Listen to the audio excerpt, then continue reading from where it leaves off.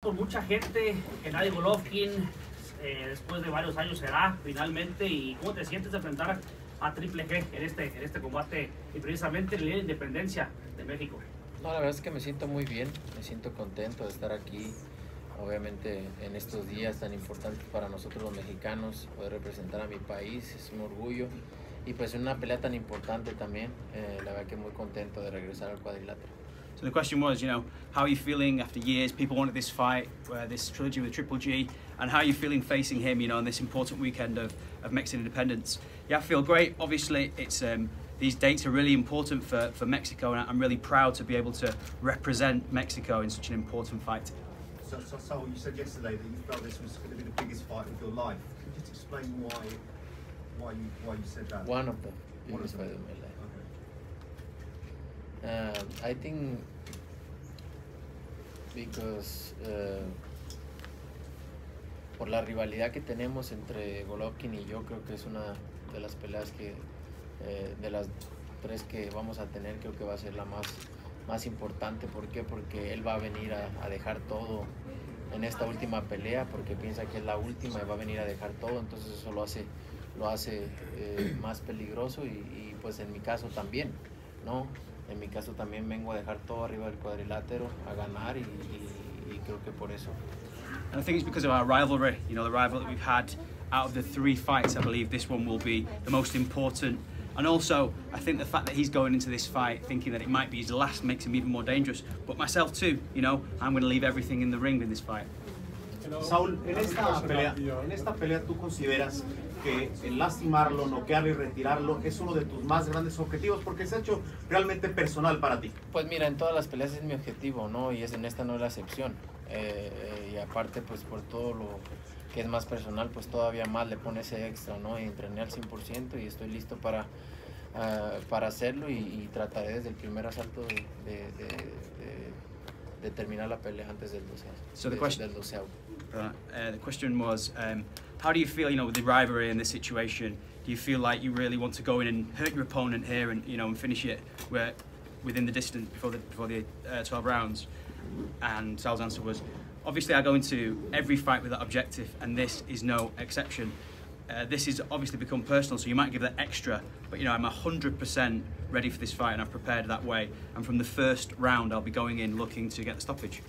No, I wondered, your last fight with him it'll be 4 years ago this weekend. He wanted to fight you right away afterwards. I'm wondering, from your point of view, what was it about doing the fight now that made you decide that now was the time to do this third fight as opposed to maybe a couple years ago or maybe even a little while after this? Look, you don't know, guys, but in 2019 when the COVID came, we almost done to close that fight for the 2019, and then the COVID comes, and then I start fight in other weight classes, start winning titles in other weight classes, and that's what happened. And now I think we made this deal with the son and Eddie Hearns, and that's why, and I'm happy. So did you always figure then in the back of your mind that whenever it was going to happen that there would be a third fight? Did you always figure that eventually there would be a third fight? After the second fight, I think it's over, But the son really want this fight, so we actually made that fight for 2019, but the COVID comes and then everything was cancelled. So, but look, I'm happy to be involved in this fight because everybody wants to see this fight. ¿Pudiera responder esa pregunta en español, aunque sea un poquito para entender el contexto? Pues la pregunta fue de lo de la pelea, porque hasta ahorita, en el 2019 estábamos muy cerca, o creo que firmamos, no me acuerdo. No. Estuvimos muy cerca de firmar esa pelea, ya nos habían mandado contrato y todo, pero pasó lo del COVID, entonces se canceló. Después empecé a pelear en otros pesos, a ganar títulos en otros pesos, y eso fue prácticamente lo que sucedió. Just same answer in Spanish, that, by the way. For a long time, so we were all accustomed to regarding you as the best fighter in the world, fully justified in my opinion. Let's slip slightly. Who, in your opinion, is the best fighter in the world now? And do you still have an aspiration, ambition to regain that place? No, I think I'm the best fighter in the world because, you know, nobody do what I do in boxing. Nobody take that risk like me, and I don't need to take risks. But I love challenge, and that's it. And I feel I'm still the best. You know, you've been pretty open about all the bad things Golovkin said about you, and he has said a lot of bad things. What kind of emotions do you feel when you see him? When you stand face to face with him? No, I just want to punish him really hard. So that's the only thing happen in my mind, and I'm very close to do it.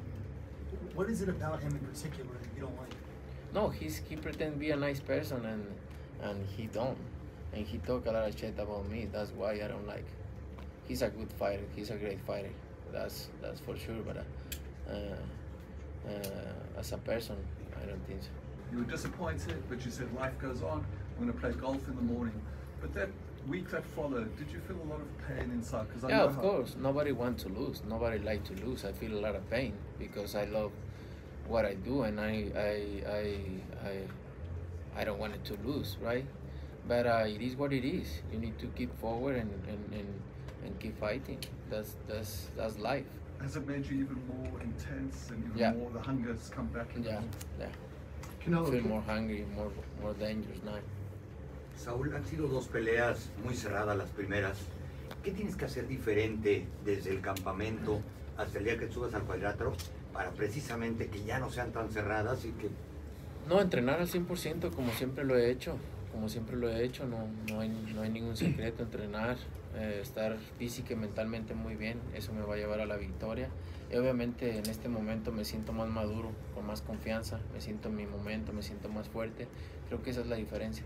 ¿Ayuda el que haya sido para arriba en pesos, mientras que él haya tenido 4 peleas contra rivales que quizá no eran elite, por llamarlo de alguna manera? Pues me ayuda en mi experiencia, en tener más confianza también en el cuadrilátero, en este pesos, porque si recuerdan cuando peleé la primera vez en 160 libras fue con él, entonces obviamente te da mucha confianza. So 2 questions there. So first, two of the first fights were very close fights. What have you had to do differently in terms of your training camp to get it right, to make sure it's not as close as those first 2 fights were? And Saul's answer was just the same as always, really, just training 100% so that I'm ready. There's no secret to this. You know, I have to do everything I can and be ready physically and mentally to go and get the victory. But now I'd say I'm more mature, I've got that confidence to go into it, so that's what's different about things now. And the second question was, has it helped you, the fact that you've gone up in weight? Because during that time, Gennady Golovkin has been fighting fighters that we couldn't consider to be elite fighters, Saul's answer was. I think it's kind of that experience. I think if you think about the first time that I fought at 160, it was against him, so that was going up. So I'd say I have more kind of experience now and more confidence in what I'm doing. En ese sentido, Saúl, sobre todo en la segunda, él dijo, voy a tirar más golpes al cuerpo, terminó tirando 2 menos. Y básicamente para los que crean que es válido que él ganó, si la ganó es solo por el jab, lo superaste ampliamente en golpes de poder y en golpes al cuerpo. Es algo que a lo mejor van a cuidar, que no le vas a estar dando puntos por el jab en esta pelea. Yo voy a hacer mi pelea, él va a tratar de hacer lo que sea para hacer sus puntos, y claro que va a hacer puntos, no es boxeo. Pero al final de cuentas yo voy a hacer lo que tenga que hacer para ganar la pelea. So the question was, in the first fight there was a lot of talk about body shots and things, and you can talk about the points that he won, and perhaps he won quite a lot of points by just using that jab. Are you going to have to kind of avoid him winning those easy points by using his jab? And Sal's answer was, I know I'm just going to do my fight. I'm going to fight in the way that I know. He's obviously going to try and win his points by using whatever means necessary, but that's boxing. I just need to focus on what I'm doing. Canelo, do you like when your opponent talks trash, like Billy Joe? Yeah, I kind of like. Why? I kind of like because I train more hard and I go into the fight with. I feel like more danger. What round is the knockout coming? If I wanted to bet. I don't know, but my goal is to end the fight before the 12 rounds. Just to ask you, follow up on your question or your answer about risk before. There was a lot of people that were urging you to fight Triple G before you first fought him. I think when you fought Amir Khan and maybe even Cotto, right? When did you know the time was right? How did you know? And did Eddie or somebody else advise you, hey, okay, now you can take a risk and No, look, I have I need to accomplish things in 154 and then go in 160. That's the thing. Question for Eddie Reynoso. You know, I think often when Canelo fights somebody that the opponents are like improperly discredited. Do you think too many people are sleeping on the fact that Golovkin knows how to fight Saul after 24 rounds and that he's going to be more dangerous because of the rivalry? Sabes, después de la gente tiene que tener en cuenta lo bueno que es Golovkin después de los 24 rounds que ya se han enfrentado y que también puede aún ser un peligro en esta pelea. Ah, no, claro, de que es un peligro, sí lo es. Vean lo que hizo en Japón. Le ganó al campeón mundial, lo noqueó y es un peleador que va a dejar de ser peligroso hasta el día que se retire. Es un tremendo boxeador y por eso nos hemos preparado. So of course he's a really strong fighter. I think you need to see this. Look what he did in Japan. He knocked out a world champion there. I think Gennady Golovkin is going to be a dangerous fighter until the day he retires. So, how much on your mind has been what happened with Bivol in this training camp, or has it been the bad blood with Golovkin that's really been motivating? No, I just focus on Golovkin. Yeah, the Bivol fight just keep forward and that's it, right? We wanna see later, but now I'm 100% focused on Golovkin and what we have with him. But I sense there's like an extra to show people, like I'm still a badass. I don't need to show people anything, but I need to show to myself, and I'm very happy to get back in the ring. Canelo, how important is it for boxers like yourself to push to stand as an undisputed champion in their weight class? Look, it's everything is important. Win is important. For my legacy is important, especially this fight. So to keep the belts is very important for me because I work a lot for win that belts, right? You know, we have 2 really good fights and we have this the 3 fight and it's very important for me, for my country, for my legacy, because you know, everybody thinks different. When close fight comes, you think maybe I lost, or he think no, I win. So that's the close fights, and I need to win this fight very convincing. Do you think this will be looked upon fondly, like kind of like how we look at Barrera versus Morales and Pacquiao, Marquez, and all those great trilogies? Do you think for years later we'll be talking about Canelo? Yeah, I think so. Yeah. Canelo, when you fought the Bivol fight, you know, you were very steadfast that you wanted to fight him in the rematch, and then obviously a few weeks later you decided to decline that option and you went and do this fight with Gennady. Can you just talk to me a little bit about what was in your mind that made you ultimately decide, you know what, I'm going to leave that rematch alone for now and do this? No, I really want the rematch in September, but you know, Eddie can say we have that contract to fight Golovkin in September and we need to do that fight. So that's why we are here, and I'm happy. But you could have, I mean, you know, all due respect to Eddie, you could have said, I'm doing a rematch. You had that option, you had that right. Yeah, no, I really want it. But obviously, my team and I decide to fight Golovkin. I think it's the correct moment. He'd also signed an agreement to fight Gennady Golovkin. Understood that. So is it is again, whatever happens Saturday, is it a possibility in your mind that you'll go back to look for another fight with people down the road? We'll see that he need to win first, but I want. Could you repeat what you said? I couldn't hear you. Can I speak first? Oh, I'm sorry. I thought you were done. I think we need to see what happened in that fight first. With Zurdo. Zurdo Ramirez, yeah. I want to Zurdo Ramirez wins. So we'll see. I'm 100% focused on this fight, and then we'll see. Canelo, hoy platiqué con el Chepo Reynoso y dio uno de los mensajes más importantes para esta pelea. Dijo, Canelo ha representado a México, ha hecho lo mejor por su país. Canelo en el boxeo es México, y no solamente en el cuadrilátero, has ayudado a muchos mexicanos. Y me decía el Chepo más temprano, es tiempo que todo México finalmente se una en esta pelea apoyándote. ¿Qué tan importante sería el apoyo incondicional de los mexicanos en una de las peleas más importantes de tu vida? No, mira, siempre he sentido el apoyo de los mexicanos. Aunque digan que uno no me apoyan, claro, uno no me apoyan, pero siempre he sentido el gran apoyo de los mexicanos. La mayoría de los mexicanos me apoyan y estoy muy agradecido con ellos. Y lo que yo he hecho por México lo he hecho desde el corazón. No necesitan decir eso a los cuatro vientos. Lo he hecho desde el corazón y no para que salga a relucir esto aquí, ¿no? Yo lo que hago lo hago de corazón y la verdad que siempre he sentido el apoyo de México. ¿Podrías decir que entonces no te subes solo al cuadrilátero? México se va a subir contigo este sábado. No, pues siempre lo siento ahí. Obviamente me subo solo literalmente, pero al final de cuentas el apoyo, las buenas vibras de toda la gente que me apoya, pues siempre están ahí para alentarme. So the first question was, I was speaking to Chepo before, and we were talking about how Canelo's been, fantastic for Mexico, and it's time for Mexico to kind of everyone come out and support. And do you feel that it would be really important in this fight? And do you want that unconditional support from the Mexican people? And Saul's answer was, I've always felt this support from the Mexican people, and I'm, grateful, very grateful to them. But what I've done for Mexico, I've done out of purely what comes from my heart. I've not done it so people say and say great things about me. So I've always felt that kind of love from the Mexican people. And the second one was, do you feel like that they're going to be with you? Do you want them to be with you on the night? And Sal's answer was, I'm looking forward to going into the ring, and I always feel those good vibes coming from the people of Mexico when I go into the ring, so it'll be no different. Una parte importante de la rivalidad en su momento con Golovkin también la creó Abel Sánchez, tanto por hacerlo peleador como por lo que decía que él admitió que era parte. Así como se ha hablado mucho de cómo tuviste la lealtad con los Reynoso, ¿te sorprende que, según la versión de Abel, cuando llegaron los millones de DAZN, fue cuando Golovkin decidió romper la relación porque dice Abel que no lo quería compensar? ¿Eso qué te hace pensar de él? No, mira, yo no sé y no tengo por qué hablar de lo que pasó con ellos. No sé realmente qué fue lo que pasó y no soy nadie para poder hablar de eso.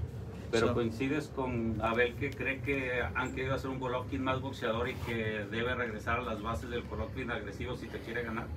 Pues no sé la verdad, como te digo, no puedo coincidir con nadie porque ahorita él está hablando desde una parte dolida, ¿no? De que lo dejaron y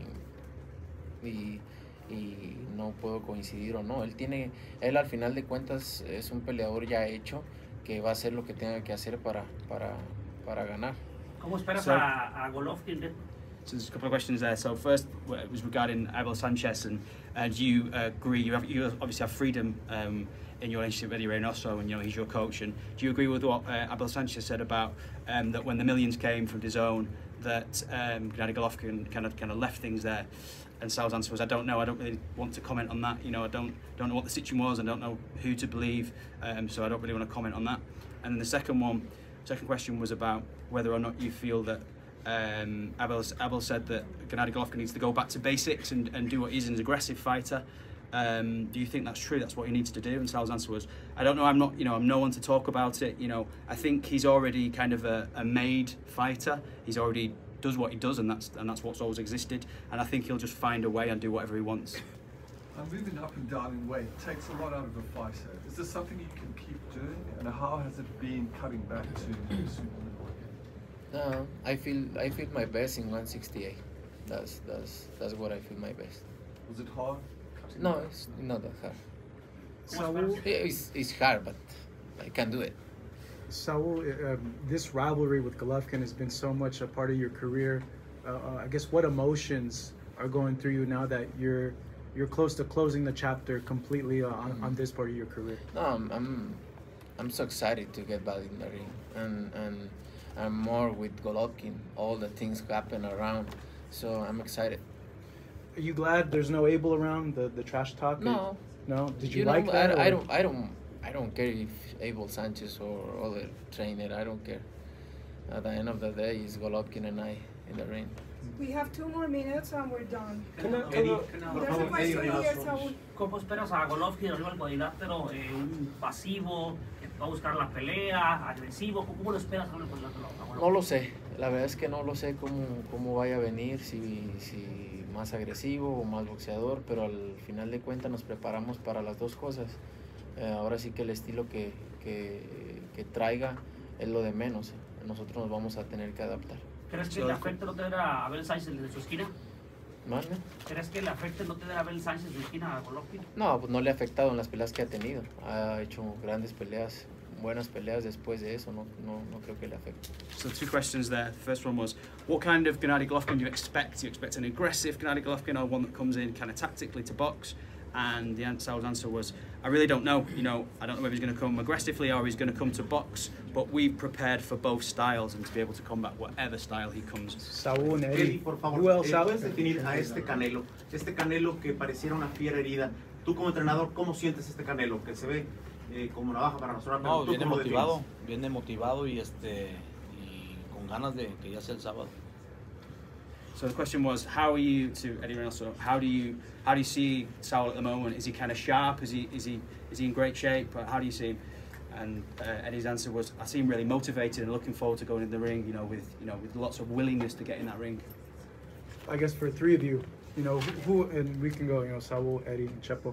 Who else is out there that you feel can give you such a great rivalry like how Golovkin's giving you? Like, who else is out there that can give you 3 great fights? I don't know. That's hard to say because you never know. Maybe you think one fighter is not, right?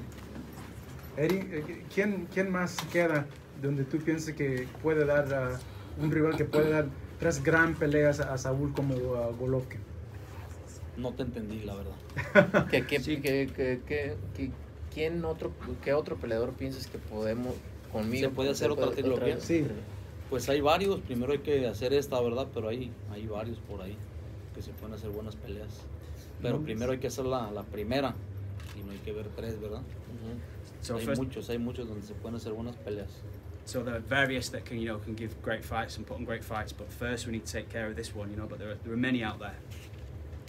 Thank you guys for coming, and we need to clear the room now. Thank you so much for coming. Ana, como te digo, tú, Saúl.